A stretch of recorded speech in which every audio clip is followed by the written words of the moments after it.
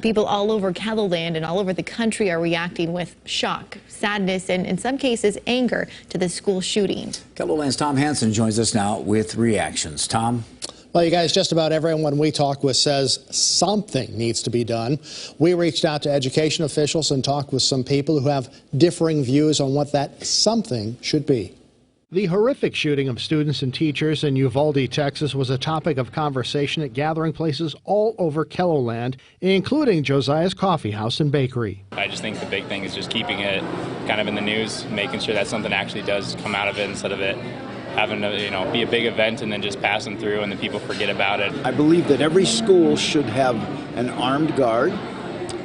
The money left over from COVID and/or sent to Ukraine and the money we spend at the border should be reallocated and to protect each and every one of the U.S. citizens first. Not saying that everyone's guns need to be taken away or anything like that, but we do need to regulate the people that are getting access to these, when and how. I think politicians need to stop, praying for things to get better and start making laws, taking action, and actually doing something about it. Educators are also talking. Dr. Wade Pogany, the executive director of the Associated School Boards of South Dakota, says in part, at a time when students and parents should be celebrating the end of the school year, the good folks in Texas are suffering. Ryan Rolfs, the executive director of the South Dakota Education Association, also sent a statement. Too many parents have dropped their children off at school, only never to see them again. This must stop, and it's time that leaders at all levels of government do something to end the madness. Our students' lives depend on it. The Sioux Falls School District's risk manager sent a letter to teachers reminding them to prepare and plan for an emergency.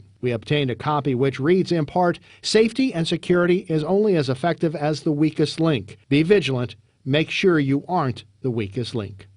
Sioux Falls School Superintendent Jane Stavum also released a statement saying school counselors are available to process the sad news from Texas. Governor Kristi Noem has also ordered that flags be flown at half-staff on Saturday for victims of the school shooting. You can see the full statements from school officials with this story on KELOLAND.com.